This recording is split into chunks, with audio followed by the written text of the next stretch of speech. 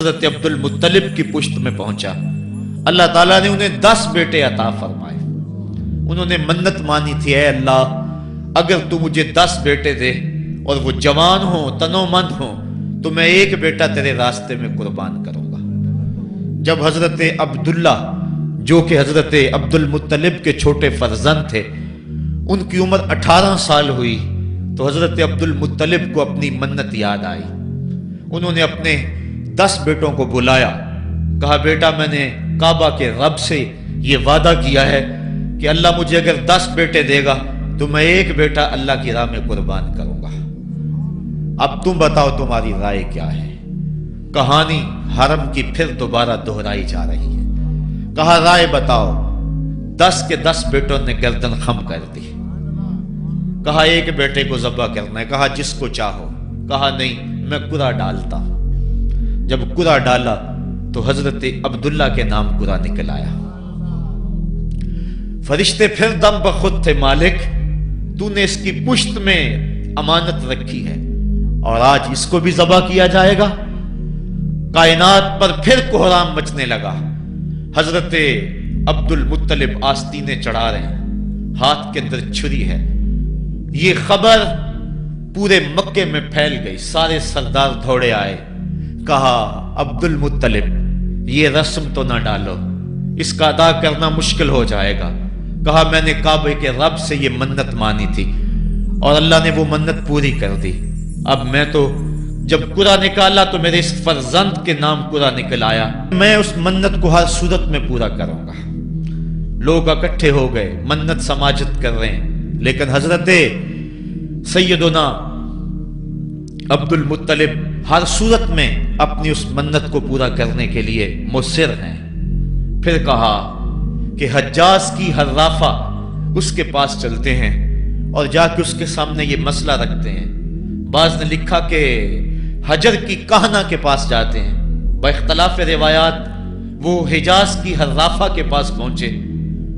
جب اس کا پتہ کیا تو وہ خیبر میں تھی، تو اس کے پاس سارے سردار اکٹھے ہو کے گئے کہ اس طرح ہمارے سردار نے منت مانی تھی تو اب وہ بیٹے کو ذبح کرنے کے لیے تیار ہے، تو تم بتاؤ کس کے بارے میں ہمیں کیا کرنا چاہیے۔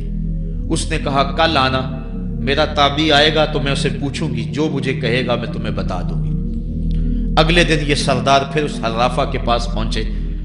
اس نے کہا کہ میرا تابعی آیا تھا، پہلے تم یہ بتاؤ کہ تمہارے ہاں کسی شخص کی دیت کتنی ہے؟ جو شخص مقتول ہو اس کی دیت قاتل کتنی دیتا ہے؟ انہوں نے کہا 10 اونٹ۔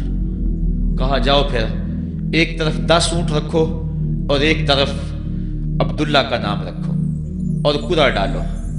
اگر 10 اونٹوں کی طرف قرعہ نکل آیا تو 10 اونٹ ذبح کر دینا، اور اگر عبداللہ کی طرف نام نکل آیا پھر دوبارہ 10 اونٹ ادھر اور رکھنا، 20 رکھنا، اور اس طرح اونٹ 10-10 بڑھاتے جانا۔ جب قرعہ عبداللہ کے نام سے ہٹ کر اونٹوں کی طرف نکلا تو پھر اتنے اونٹ ذبح کر دینا۔ میرے تابعی نے یہی حل بتایا ہے۔ کہا ٹھیک۔ آئے اور آ کے ساری بات سنائی۔ 10 اونٹ ایک سمت رکھے گئے اور حضرت عبداللہ کا نام ایک سمت رکھا گیا۔ جب قرعہ نکالا تو حضرت عبداللہ کے نام نکلا۔ پھر 20 اونٹ رکھے گئے، پھر قرعہ نکالا تو حضرت عبداللہ کے نام نکلا۔ پھر 30 اونٹ رکھے گئے، قرعہ حضرت عبداللہ کے نام نکل رہا ہے۔ 40 اونٹ رکھے گئے، 50 رکھے گئے، 60، 70، یہاں تک کہ 100 اونٹ رکھے گئے۔ 100 اونٹ جب ادھر ہو گئے، اب قرعہ نکالا تو اونٹوں کے نام نکل آیا۔ سارے خوش ہو گئے کہ اب قرعہ اونٹوں کے نام نکل آیا، عبداللہ کی جان بچ گئی۔ لیکن حضرت عبد المطلب فرمانے لگے کہ میں ایسا نہیں کروں گا۔ کہا کیا کرو گے؟ کہا ایک مرتبہ نکلا ہے، 3 مرتبہ قرعہ ڈالو۔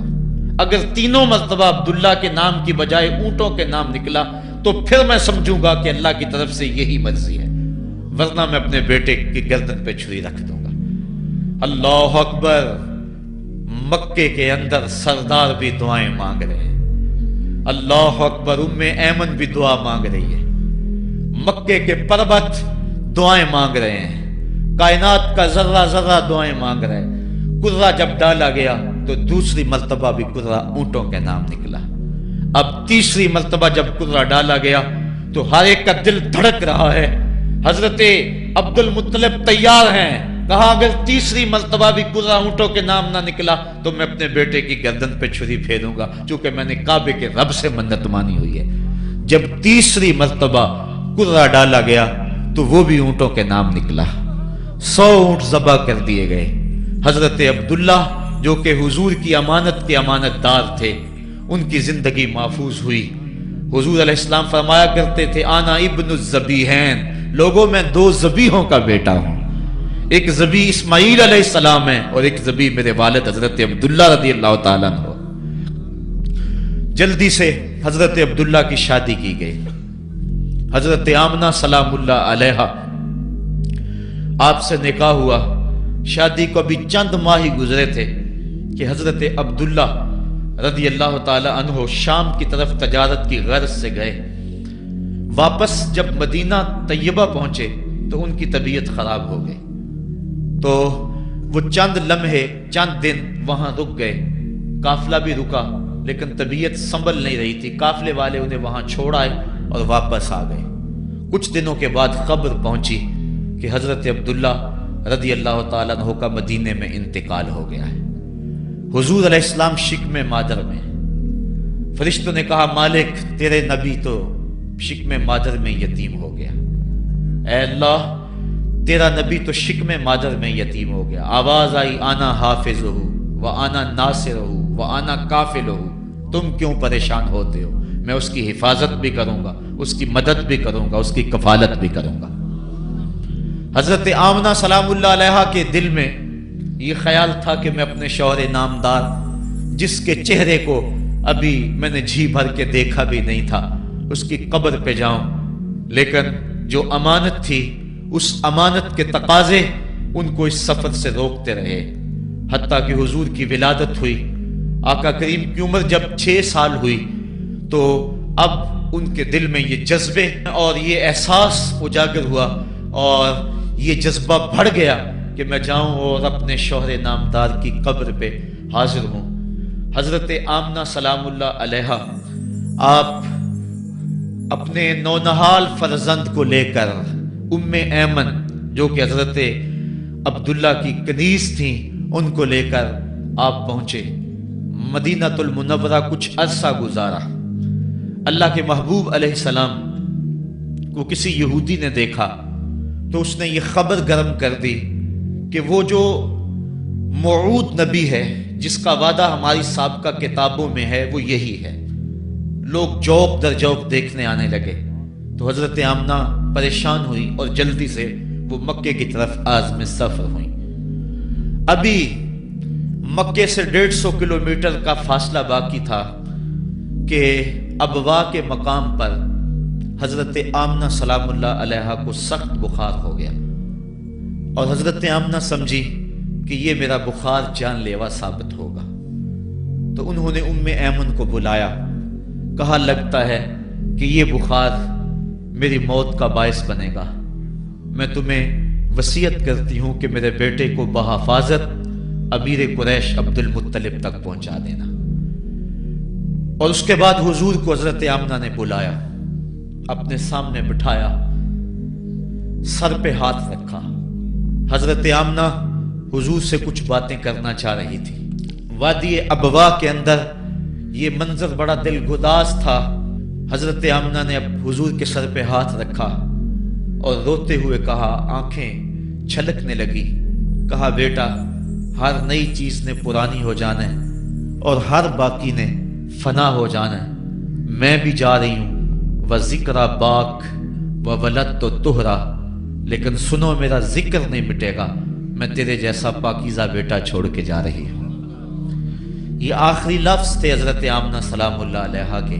اس کے بعد حضرت آمنہ سلام اللہ علیہا آخری ہچکی لی اور حضور سے ماں بھی جدا ہو گئی.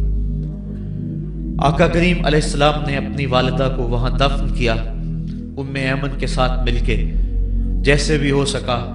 وہ کیا کسی نے کہا تھا تجھے کن پھولوں سے ہم کفن دیں، تو جدا ہی ایسے موسموں میں ہوا جب درختوں کے ہاتھ پھولوں سے خالی تھے. آقا کریم کی آنکھیں چھم چھم برس رہی ہیں. حضرت ام ایمن حضور کو اپنے ساتھ چمٹا لیا اور مکہ المکرمہ پہنچ کے حضور کے دادا کے سپرد کیا۔ 2 سال تک وہ حضور علیہ السلام کو اپنی کفالت میں انہوں نے رکھا۔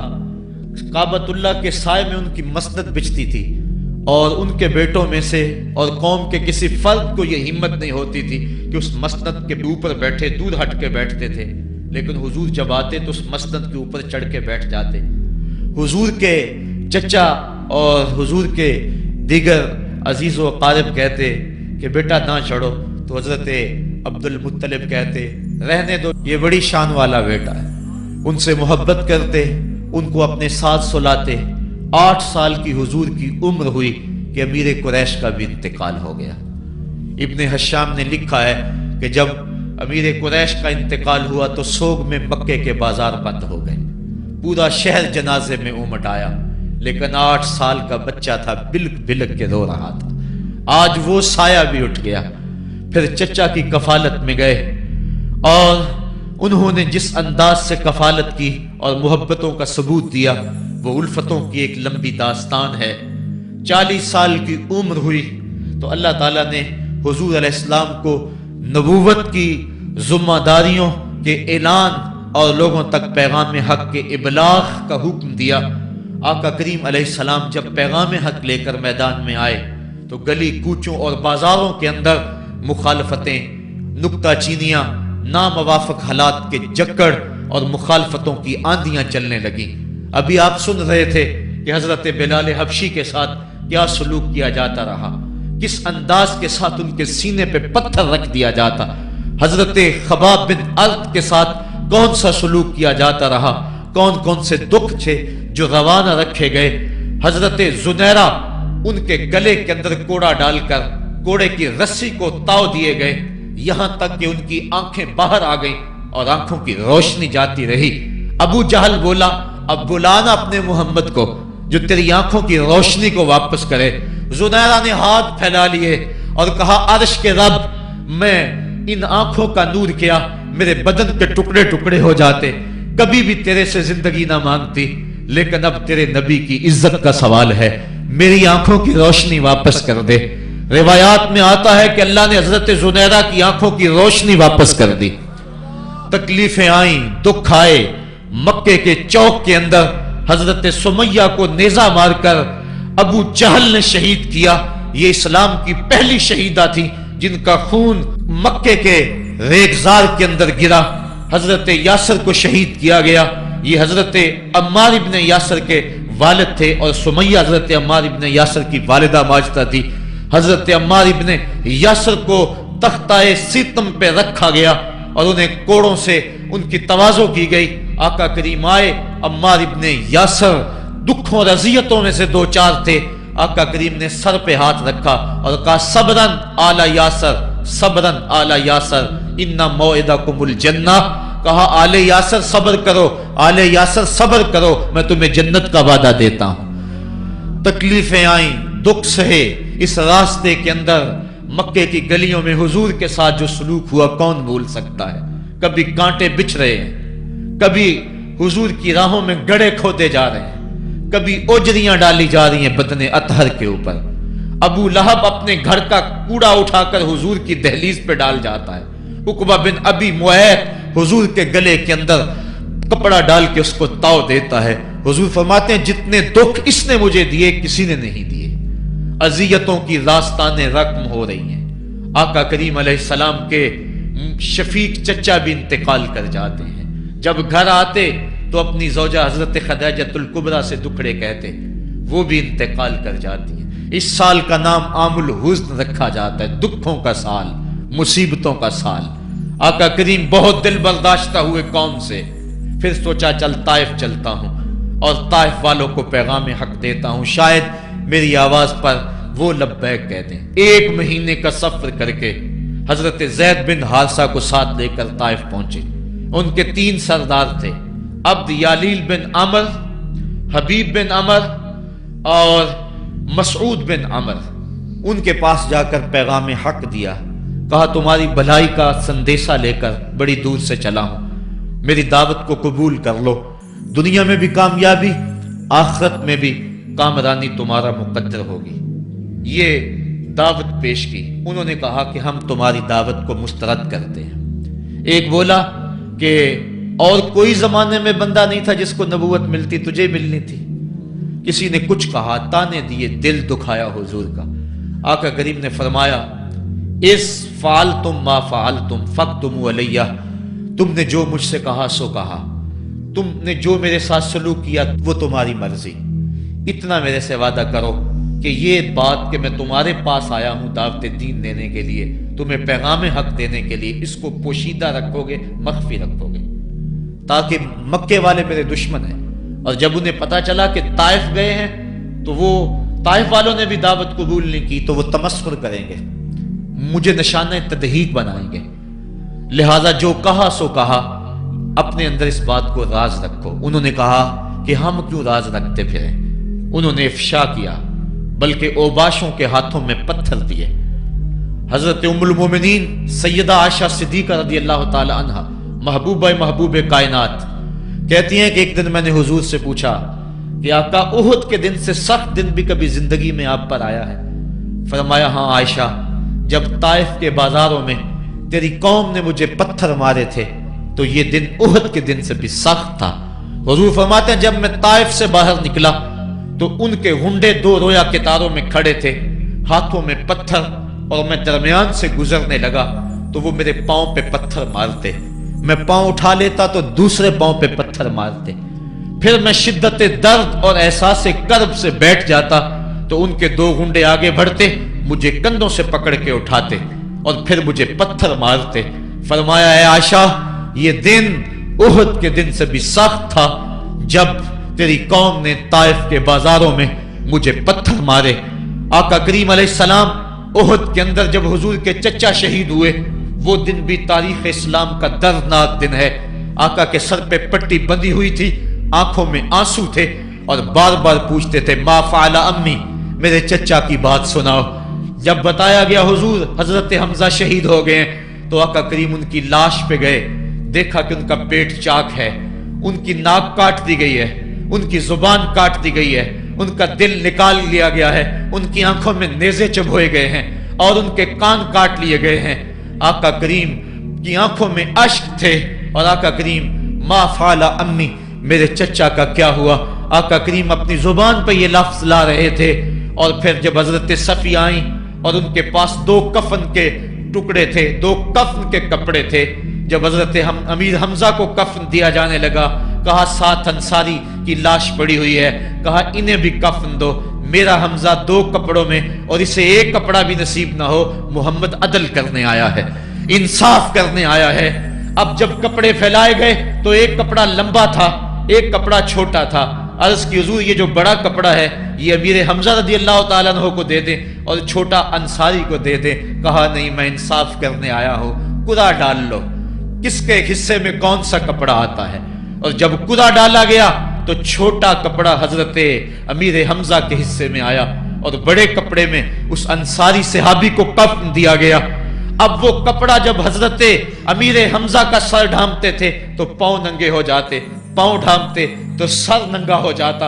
आका करीम फरमाया, कपड़ा सर की तरफ कर दो और अजगर घास लेकर पांव की तरफ डाल दो। अल्लाह के महबूब अलैहिस्सलाम उस दिन इतने गमज़दा थे कि जब दोबारा मदीने पहुंचे तो हुजूर को पकड़कर खच्चर से सवारी से उठाकर हुजूर को जो है वो नीचे रखा गया। सख्त तकलीफ में थे, दुखों की जिंदगी, ताइफ के बाजार, फिर मदीने के अंदर जब वो माहौल आया, खूबसूरतियां आ गई, रोशनी आ गई, आसमान से हर दम नूर उतरने लगा। वो वक्त गया जब लोग पत्थर मारते थे, अब हुक्म हो गया, खबरदार मेरे नबी की आवाज से आवाज भी ऊंची नहीं करनी। खबरदार, तुमने मेरे नबी से कोई मसला पूछना है तो पहले सदका लो, फिर फकीर ढूंढो, फिर खैरात करो, फिर मेरे नबी की चौखट पे आओ। तुम्हें पता चले कि किस चौखट पे आ रहे हैं, किस दर पे आ रहे हैं। आका करीम अलैहिस्सलाम इस माहौल के अंदर घर में खुश हैं, आंगन में खुशियां हैं, फूल खिले हुए हैं। हजरत इब्राहीम अलैहिस्सलाम हुजूर के शहजादे हुजूर की रान पे बैठे हुए हैं। हजरत इमाम हुसैन भी दौड़ते दौड़ते आए और वो भी हुजूर की एक रान पे बैठ गए। हुजूर कभी हुसैन को देखते हैं, کبھی اپنے فرزند کو دیکھتے ہیں، کبھی حسین کو دیکھتے ہیں، کبھی حسین کے ماموں کو دیکھتے ہیں۔ حضرت ابراہیم اور حضرت امام حسین رضی اللہ تعالیٰ عنہ دونوں کو دیکھ کر اللہ کے محبوب خوش ہو رہے ہیں۔ فرشتہ نے اذن مانگا، آقا کریم نے اذن دیا۔ اس نے عرض کی حضور ان دو میں سے ایک کا اختیار ہے، ایک کو ایک کے بدلے میں قربانی دینا ہوگی۔ اب قربانیوں کی وہ حرم سے جو داستان چلی تھی وہ تسلسل ٹوٹنے نہیں پا رہا ہے، وہ تسلسل جاری ہے۔ حضور نے ایک نظر حضرت ابراہیم کو دیکھا اور پھر ایک نظر حضور نے حضرت امام حسین کو دیکھا، پھر حسین کو پکڑ کے سینے سے لگایا اور کہا میں اپنے اس بیٹے پہ اپنے اس بیٹے کو قربان کر رہا ہوں۔ چند دن کے بعد حضرت ابراہیم کا انتقال ہوا۔ حضور کو جب خبر پہنچی، آقا کریم کی آنکھیں آنسو برسا رہی تھی۔ وَأَيْنَ رسول اللہ تدمعان، حضور کی آنکھوں میں آنسو جاری تھے اور حضور اپنے بیٹے کے سرہانے بیٹھے، پیشانی پہ ہاتھ رکھا، کہا بیٹا آنکھیں رو رہی ہیں، دل غم زدہ ہے، لیکن زبان سے وہی کہوں گا جس سے رب راضی ہوگا۔ لَيْسَ مِنَّا مَنْ ضَرَبَ الْخُدُودَ وَشَقَّ الْجُيُوبَ وَدَعَا بِدَعْوَى الْجَاهِلِيَّةِ، جو گریبان نوچتا ہے، منہ پہ تھپڑ مارتا ہے، سینہ کو بھی کرتا ہے، کہ ہمارے ساتھ اس کا کوئی تعلق نہیں ہے۔ آنکھوں کا غم اور دل کا غم رحمان کی طرف سے ہے، ہاتھوں کا غم اور زبان کا واویلا یہ شیطان کی طرف سے ہے۔ کہا بیٹا آنکھیں رو رہی ہیں، دل غم زدہ ہے، لیکن زبان سے وہی کہوں گا جس سے رب راضی ہوگا۔ اب امام حسین حضور کی گود میں کھیلتے ہیں، کبھی حضور اپنی زبان ان کے منہ میں دے رہے ہیں، کبھی حضور اس کو اپنے کندھوں پہ سوار کرا رہے ہیں۔ کسی صحابی نے کہا کتنی اچھی سواری ملی، کہا سواری دیکھ رہے ہو سوار بھی تو دیکھو۔ کبھی سجدے میں ہیں تو حسین پشت پہ آ کے سوار ہو جاتے ہیں، آقا سجدے کو طول دے رہے ہیں۔ حضرت اسامہ بن زید رضی اللہ تعالیٰ عنہ فرماتے ہیں رات کافی بیت چکی تھی، میں حضور کے در پہ گیا۔ صحابہ حضور کے در پہ چوکھٹ پہ دستک نہیں دیا کرتے تھے، حضور کی چوکھٹ پہ لگ کے بیٹھ جاتے، آقا کریم اپنی مرضی سے آتے، صحابہ دکھڑا کہہ لیتے، کہانی کہہ لیتے، جو پوچھنا تھا پوچھ لیتے۔ لیکن اگر کبھی حالت ناگزیر ہوتی، کبھی ایمرجنسی حالات بنتے، تو صحابہ اپنی انگلیوں کے پوروں کے ساتھ حضور کے دروازے پہ دستک دیتے۔ کانت تکرہ ابواب النبی بالاظافر، اللہ اکبر۔ حضور تشریف لائے، حضور سے حاجت کہی۔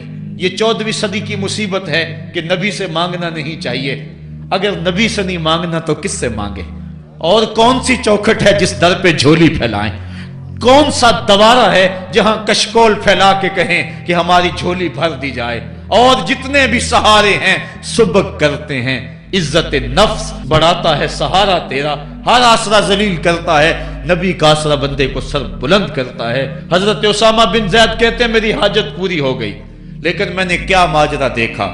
جب حضور گفتگو کر رہے ہیں، دوران گفتگو اللہ کے محبوب کمبل اوڑھ کے یوں ہی آگے تھے، حضور کے دائیں بائیں سے حرکت کا احساس ہوتا ہے جس طرح اندر کوئی چیز ہے۔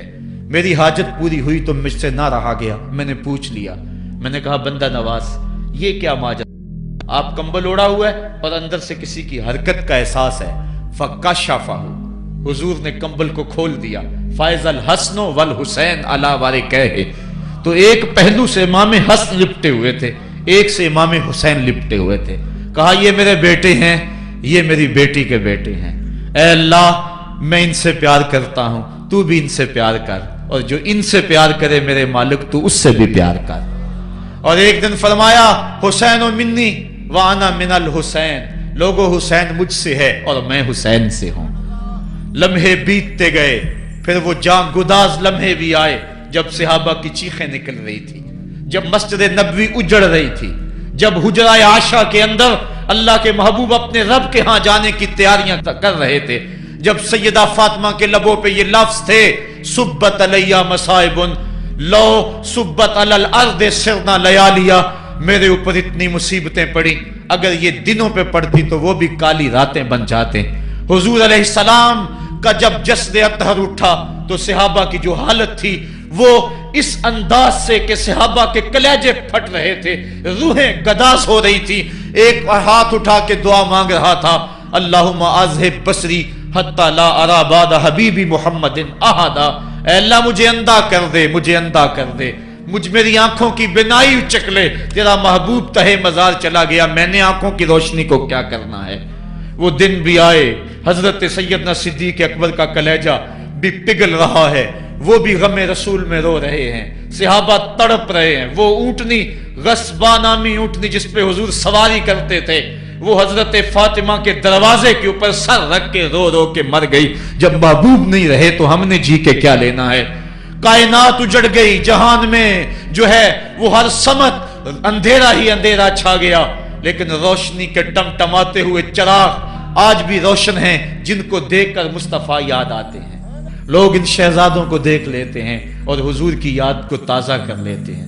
وقت گزرتا گیا، پھر وہ لمحے بھی آئے کہ جب حضرت امام حسن کو زہر دیا گیا اور آپ کا کلیجہ کٹ کٹ کے کئی سو حصوں میں باہر آیا۔ آپ سے آخری لمحے حضرت امام حسین نے پوچھا کہ میرے بھائی کوئی وصیت؟ کہا بیٹا کوفے والوں سے بچ کے رہنا، ان کے دغے سے بچ کے رہنا۔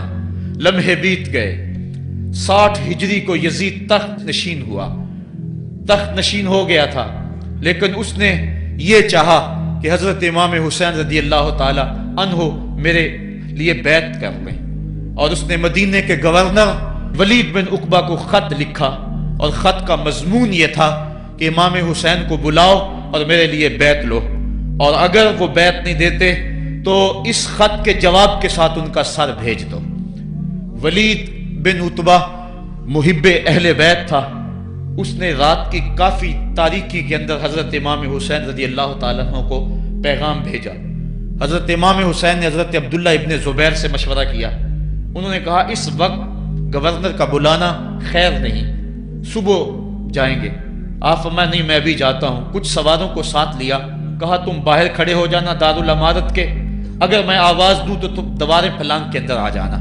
ولید بن عتبہ کے پاس امام حسین پہنچے، آپ نے کہا کہ سناؤ کیا معاملہ ہے؟ تو اس نے کہا کہ یہ خط ہے جو یزید نے بھیجا ہے۔ آپ نے فرمایا کہ میں صبح بتاؤں گا۔ ولید بن عتبہ نے کہا ٹھیک ہے۔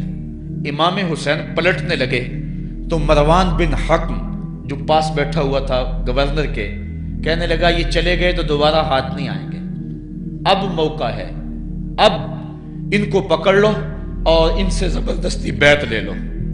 یہ بات حضرت امام حسین کے کانوں میں پڑی، آپ پلٹے، نیام سے تلوار نکالی، حیدری کچھار سے محمدی شیر نکل آیا،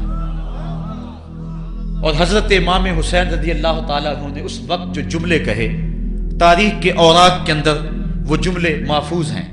حضرت امام حسین نے کہا ایھا الامیر، اے امیر تو جانتا نہیں ہم کون ہیں؟ انا معدن الرسالہ و محبت الوحی و مختلف الملائکہ، میں وہ ہوں جس کے گھر میں جبریل آتا تھا، ہمارے گھر میں وحی اترتی رہی ہے۔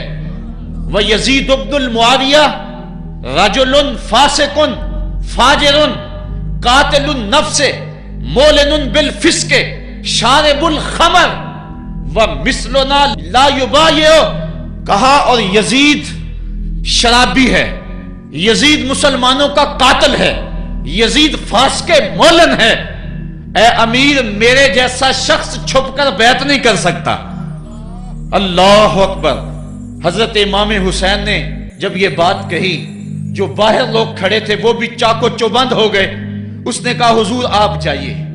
مروان مشورے دیتا رہا، لیکن حضرت امام حسین کو گورنر مدینہ نے کہا کہ آپ جائیے۔ حضرت امام حسین رضی اللہ تعالیٰ عنہ واپس پلٹے۔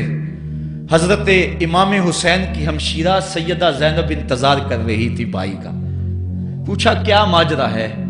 کہا حالات بگڑ گئے، اب ہمارا مدینے میں رہنا محال ہے، صبح سحری سے قبل شہر مدینہ چھوڑ دیں۔ اللہ اکبر، ورنہ ہمارے خون سے نبی کا حرم لالا زار بنے گا۔ حضرت امام حمام رضی اللہ تعالیٰ عنہ نے اہل بیت کی مشاورت سے یہ فیصلہ کر لیا۔ کجاوے کسے جانے لگے، سامان تیار ہو گیا۔ حضرت محمد بن حنفیہ کو کہا کہ تم یہاں رہو اور تم خبر پہنچانا کہ پیچھے کیا ماجرے ہوتے ہیں، اور مکے کی طرف میں سفر کر رہا ہوں۔ کہانی لمبی ہو رہی ہے اور وقت کے دامن میں اتنی گنجائش نہیں ہے کہ پھر کس طرح شہر مدینہ چھوڑا ہوگا. حاجی جاتے ہیں 8 دن اور 8 دن کے بعد مدینہ چھوڑتے ہیں. ان سے کوئی پوچھو کہ مدینہ چھوڑنا کتنا مشکل ہے. وہ کیا کسی حاجی کو لوگ مبارک دے رہے تھے؟ اس نے کہا تھا مبارک دے رہے ہو دوستو حج و زیارت کی، میرا غم بھی تو دیکھو، میں مدینہ چھوڑ آیا ہوں. جو 8 دن مدینہ رہتا ہے اس سے مدینہ چھوڑا نہیں جاتا جس کی ولادت مدینے میں ہوئی. جو کھیلتا تھا تو مدینے کی گلیوں میں، جس کے گھر کا دروازہ مسجد نبوی میں کھلتا تھا، اس حسین کو مدینہ چھوڑنا قیامت ہوگی. شہر مدینہ چھوڑا. حضرت امام حسین رضی اللہ تعالیٰ عنہ مکہ المکرمہ پہنچے. وہاں رمضان گزرا، حالات وہاں بھی بگڑتے گئے. مسلسل خط آتے رہے کوفے سے. کہانی طویل ہے. 8 ذو الحج کو حضرت امام حسین رضی اللہ تعالیٰ عنہ کوفے کی طرف عازم سفر ہوئے. حضرت عبداللہ ابن عمر، عبداللہ ابن عباس رضی اللہ تعالیٰ عنہما اور دیگر صحابی ہاتھ جوڑ کے کھڑے ہو گئے. بلکہ حضرت عبداللہ ابن عباس نے تو یہاں تک کہہ دیا کہ میں دیکھ رہا ہوں کہ وہاں تمہیں شہید کیا جائے گا، آپ اگر ضرور جاتے ہیں تو ان بچوں کو چھوڑ دیں.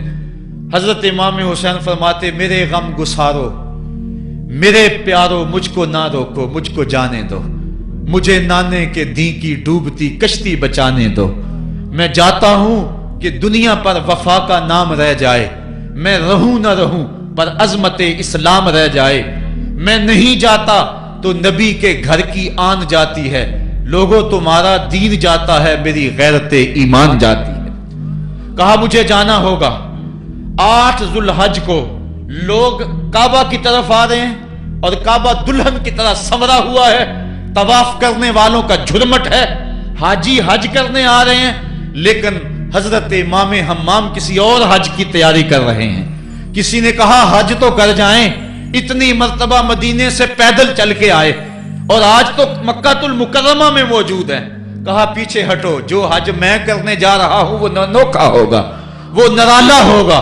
تم بھی طواف کرو گے، میں بھی طواف کروں گا. تم طواف کعبۃ اللہ کا کرو گے اور میں خیموں کا طواف کروں گا. ایک حج تمہارا ہے، ایک حج میرا ہے. تم بوسے لوگے کس کے؟ حجر اسود کے. میں اپنے فرزند کا منہ چوموں گا. لوگوں ایک طواف تمہارا ہوگا، ایک طواف میرا ہوگا. تم آب زمزم پیو گے، میں پیاسا رہوں گا. اور تم کبھی صفا پہ کبھی مروہ پہ دوڑو گے، میں کبھی علی اکبر کی لاش اٹھانے جاؤں گا، کبھی میں قاسم کی لاش اٹھانے جاؤں گا، کبھی اون محمد کے تڑپتے ہوئے لاشوں کو اٹھانے جاؤں گا. لوگوں ایک حج تمہارا بھی ہے، ایک حج میرا بھی ہے. جب تم حج کر لو گے تمہاری سائی مکمل ہو جائے گی تو تم سر مڈا کے احرام کھول دو گے، اور جب میری سائی مکمل ہو جائے گی تو میں سر کٹا کے احرام کھول دوں گا. تم سفید احرام پہنو گے، میں سرخ احرام پہنوں گا. اور وہ حج قیامت تک کے آنے والے حجوں کی آبرو ہوگا. حسین اگر نہ شہید ہوتا تو آج گھر گھر یزید ہوتا. اسلام کی عظمت عیاں نہ ہوتی، خدا کے گھر میں اذان نہ ہوتی. بار الہ نوحہ سناتا پھرتا، تا روز جزا اشک بہاتا پھرتا. امداد نہ کرتے اگر کربلا میں حسین، اسلام تیرا ٹھوکریں کھاتا پھرتا. کربلا کی تپتی ہوئی ریگزار میں حضرت امام حسین نے جبر و ظلم کے خلاف جس قوت سے کھڑے ہو کر عظیمت کی داستان رقم کی. 10 محرم کا دن تھا، جمعے کا یوم سعید تھا. بھیچ کربلا کے میدان میں دوپہر کے وقت جب نبی کا خاندان اجڑ رہا تھا، ایک ایک کلی اس چمن کی کٹ رہی تھی. 72 افراد 22,000 کے لشکر جرار کے مقابلے میں کھڑے تھے.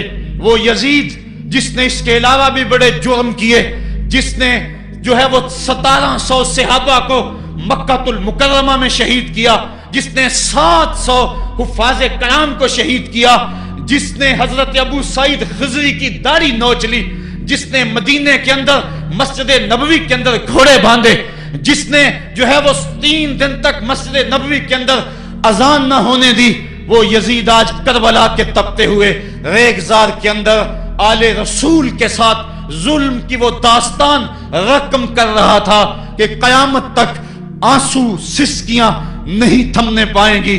یزید مر گیا اس کا نام مٹ گیا، اس کا تشخص مٹ گیا، لیکن حسین کا نام آج بھی زندہ ہے، اس کا پیغام آج بھی زندہ ہے۔ یہ ہزاروں کا مجمع، یہ امٹتے ہوئے محبتوں کے جذبات، یہ آنکھوں کا آنسوؤں کا خراج دینا، کیا یہ حسین ابن علی کی زندگی کی دلیل نہیں ہے؟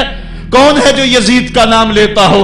آج اگر کوئی یزید کا نام لیتا بھی ہے تو سر جھکا کے لیتا ہے۔ میں کہتا ہوں کیسا تمہارا لیڈر ہے جس کا نام لینے سے قبل شرمندہ ہوتے ہو، جس کا نام لیتے ہوئے شرمندہ ہوتے ہو، جس کا نام لینے کے بعد پسینہ پسینہ ہوتے ہو۔ تم اپنے قائد اور لیڈر کا نام لیتے جھجکتے ہو، گردن جھکا کے دائیں بائیں دیکھ کے نام لیتے ہو، اور جب ہم نام اپنے آقا کا لیتے ہیں سر اٹھا کے لیتے ہیں۔ اے حسین ابن علی تم پر سلام۔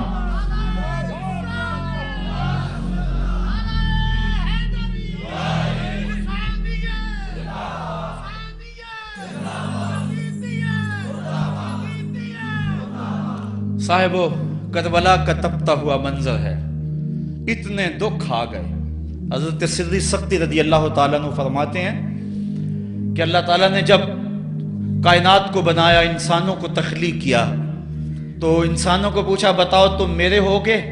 سب نے کہا مالک ہم تیرے ہیں۔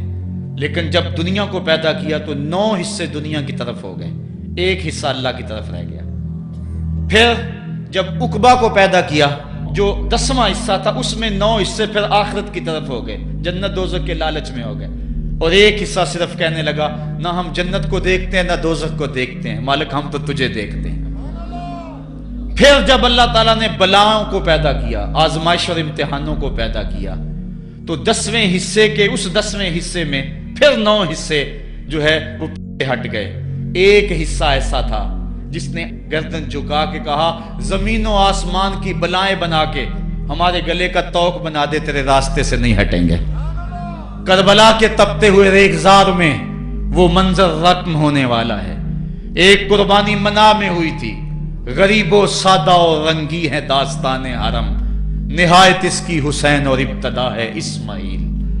وہاں دمبا آ گیا، آگے 100 اونٹ آ گئے، اور آج اللہ اکبر، حضرت امام حسین کربلا کے تپتے ہوئے ریگزار میں 22,000 کے لشکر کے سامنے کھڑے۔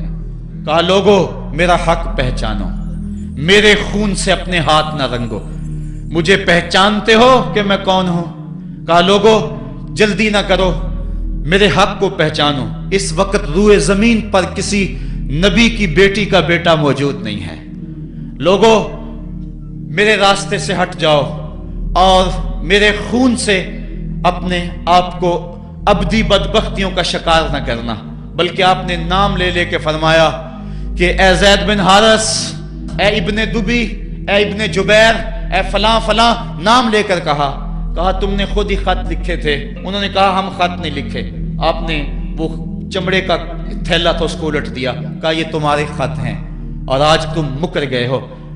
انہوں نے کہا کہ سیدھی بات ہے، یا تو بیعت کرو اور یا پھر مرنے کے لیے تیار ہو جاؤ۔ حضرت امام حسین نے کہا کیسی بات کرتے ہو، اگر میں نے بیعت کرنی ہوتی تو مدینہ کیوں چھوڑتا، اس جائے پناہ کو کیوں چھوڑتا؟ دولت کی تجوریاں کھول دی گئیں، پیشکشیں کی گئیں۔ حضرت امام حسین فرمایا یہ کبھی نہیں ہو سکتا، جس سے صرف حق ہی قبول ہو، یہی جس کا اصل اصول ہو، جو نہ بک سکے جو نہ جھک سکے، اسے کربلائیں ہی راز ہیں۔ پھر جبر کی آندھی چلی، ایک ایک کر کے جانثار راہ خدا میں قربان ہوتا گیا۔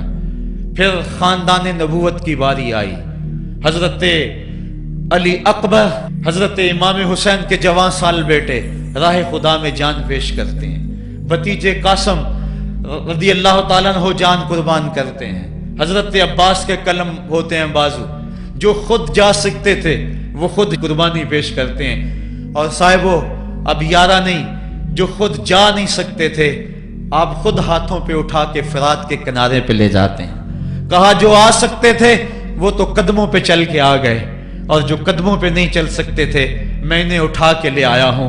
پھر ایک 2 شاخہ تیر ہلکے اصغر میں پیوست ہوتا ہے، خون چلو میں دے کر آسمان کی طرف اچھالتے ہیں، اور پھر اللہ کی بارگاہ میں عرض کرتے ہیں ربنا تقبل منا ھذا القربان، میرے مالک حسین کی یہ قربانی بھی قبول فرما لے۔ یہ کام آسان نہیں ہے، जिगर पारा हाथों में तड़प के ठंडा हो जाए और फिर भी सब्र का मुजाहरा किया जाए और अल्लाह की रिजा पे राजी हो जाए। अब हजरत इमाम हुसैन रजी अल्लाह ताला अन्हु तन्हा रह गए, एक एक को रुखसत कर रहे थे शहादत का दूल्हा बनाकर, लेकिन अब इमाम हुसैन को रुखसत करने वाला कोई मौजूद नहीं है। आप घोड़े पे सवार हुए, मैदान करबला की तरफ फेर लगाई। खेमे के अंदर जो खवातीन थी वो जानती थी जो इस रास्ते गया फिर पलट के नहीं आया, उसकी लाश हजरत इमाम अपने कंधों पे उठा के लाए हैं। अब इस हुसैन इब्ने अली की लाश कौन उठाएगा? कहा सबने के हुसैन ना चाहिए, कहा मैं नाने के दीन के लिए जा रहा हूं। मैदान अमल में गए, तेगे बरात चमकी, लोगों के सर काट रही है, आवाज आ रही है ये कौन जी वकार है, बला का शाह सवार है, लिबास है फटा हुआ, गुबार से अटा हुआ, लख्त लख्त कटा हुआ, फिर भी है डटा हुआ, तमाम जिसमें नाजनी छिदा हुआ कटा हुआ, फिर भी है डटा हुआ, ये नबी का नूरे ऐन है, ये बिल यकीन हुसैन है। हुसैन इब्ने अली ने करबला के तपते हुए रेगजार के अंदर वो अजीमत की दास्तान रकम की और फिर बोछार तीरों की, एक तन्हा सैयद ज़ादा और हजारों तीर चारों समत से उनके ऊपर बरसने लगे।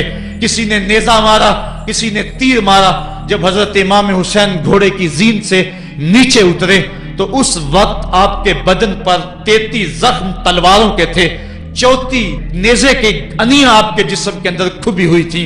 और मुहतात रिवायात के मुताबिक जब बाद में आपका पैराहन उतारा गया तो उसके अंदर 113 सुराख तीरों के निकले और वो तीर जिस्म में पैवस्त थे। और जब घोड़े की जीन से फर्शे जमीन पर गिरे, लगा जिस तरह रेहल से कुरान गिर गया हो। हजरत इमाम हुसैन रदी अल्लाह ताला अन्हो जब घोड़े की जीन से फर्शे जमीन पर गिरे तो वो जो तीर जिस्म में खुबे थे वो और पैवस्त हो गए, खूने मुश्कबू रेत के जर्रों पे बहने लगा। गोया इस्लाम का दिल धरती के ऊपर है, कायनात राशे में आ गई, करबला की धरती का कलेजा कांप रहा है। हजरत उम्मे सलमा को हुजूर ने करबला की मट्टी दी, कहा जब ये खून बन जाए तो समझ लेना कि मेरा हुसैन शहीद कर दिया गया है। वो मदीने के अंदर ख्वाब देखती हैं कि आका करीम अलैहिस्सलाम दाढ़ी मुबारक के अंदर गर्द मुबारक पड़ी हुई है और बाल उलझे हुए हैं, घबरा के उठ खड़ी हुई कि क्या माजरा है। और जल्दी से उस शीशी को देखा तो वो शीशी का जो मट्टी रखी हुई थी वो खून बन गया था। और आपने कहा अहले मदीना सुन लो, हजरत इमाम शहीद कर दिए गए हैं।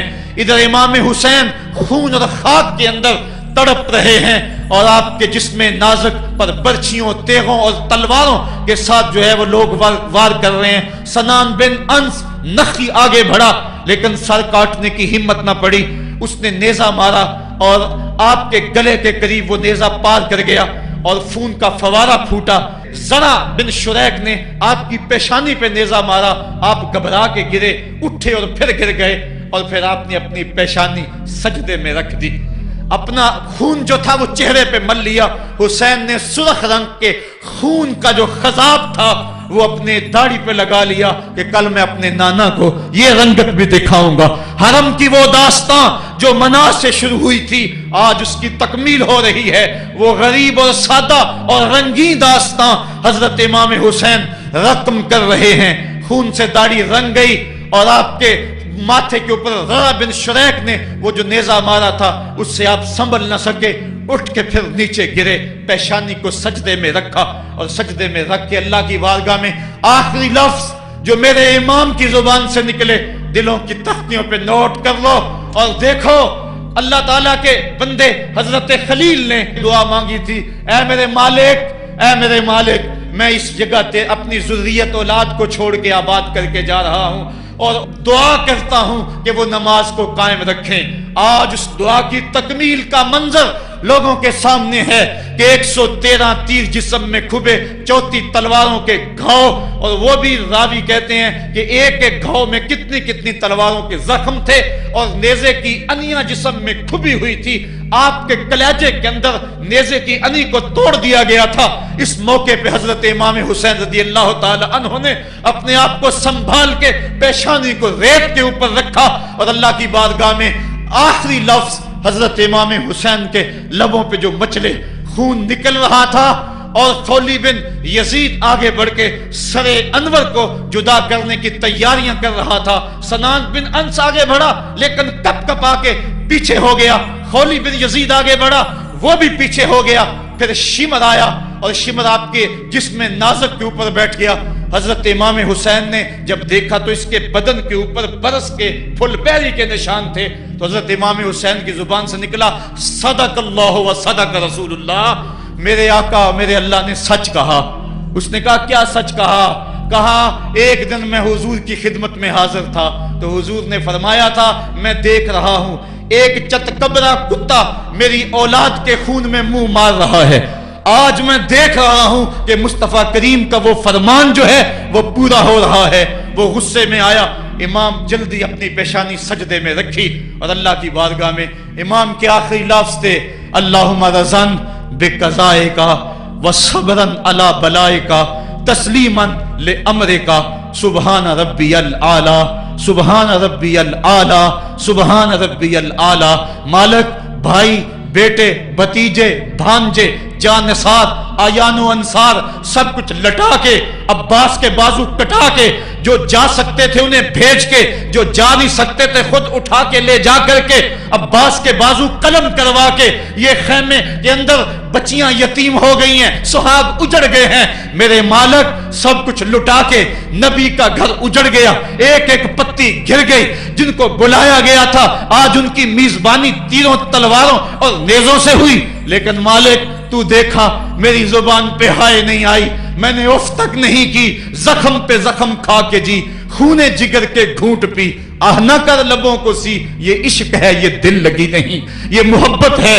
یہاں لوگ مصلوب بھی ہوتے ہیں, یہاں لوگ سولی بھی چڑھتے ہیں. حکم ہوتا ہے خبردار اگر آہ بھی کی تو صابروں سے نام کاٹ دوں گا. کہا مالک اللہم رضن بے قضائے کا, جو تقدیر تھی میں اس پہ راضی ہو گیا.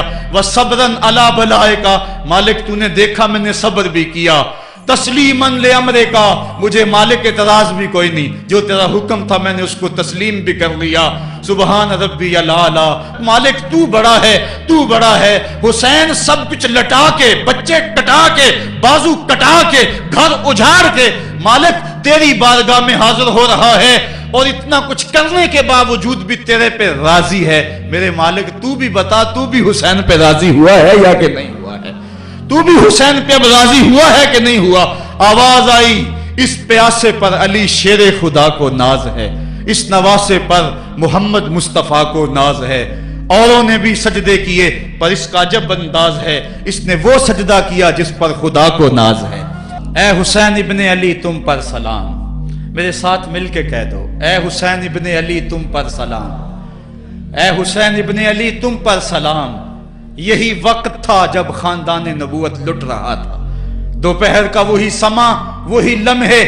ان ہواؤں کو ہاتھ جوڑ کے کہو ہمارا سلام کربلا والے آقا کے حضور پہنچا دے, اور عرض کرو اے حسین ابن علی تم پر سلام, نازش آل نبی تم پر سلام, تم پہ لاکھوں رحمتیں لاکھوں سلام. اے شہیدان محبت کے امام, لالا گوں لالا بدن لالا کفن, اے چمن اندر چمن, زندگی ہی زندگی تیری حیات, اے حیات اندر حیات. افتخار ملت بیضا ہے تو, رب کعبہ کی قسم یکتا ہے تو. فخر کا دل میں دریچہ باز کرنا چاہیے, جن کا تو آقا ہے ان کو ناز کرنا چاہیے. ہم واہ حسین والے ہیں, آ حسین والے نہیں ہیں. واہ حسین تیری عظمتوں کو سلام. کو ہمالیہ کا کلیجہ بھی پھٹ جاتا, شک ہو جاتا, لیکن اتنے زخم کلیجے پر جوان بیٹے کی لاش کو کندھوں پہ اٹھا کے لانا کوئی مذاق تو نہیں ہے. حضرت امام حسین نے جبر کے خلاف کھڑے ہو کر قیامت تک کے لیے راہ عمل چھوڑا. حضرت اقبال خراج پیش کرتے ہیں, آ امام عاشقاں پورے بطول, سروے آزاد دبستان رسول. اللہ اللہ بائے بسم اللہ پدر, مانائے ذبح عظیم آیت بسر. سرخ رو عشق غیور از سونہو, شوخی این مصرع از مضمونہو. تا قیامت قطع استبداد کرد, موج خونہو چمن ایجاد کرد. اقبال کہتا ہے کہ عشق غیور کے چہرے پہ جو سرخی اور بانکپن ہے وہ حسین ابن علی کے خون کا صدقہ ہے.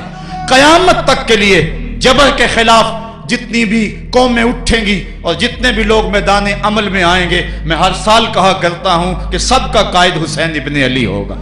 مہاتما گاندھی نے جب اپنی قوم کو کہا برطانوی سامراج کے خلاف کھڑے ہو جاؤ، اور قوم سے خطاب کرتے ہوئے مہاتما گاندھی ہندو نے کہا کہ تم کہو گے وہ حکومت جس کی سلطنت میں سورج طلوع اور غروب بھی ہوتا ہے، اس سے ٹکرانا حماقت ہے، خودکشی کرنے کے مترادف ہے۔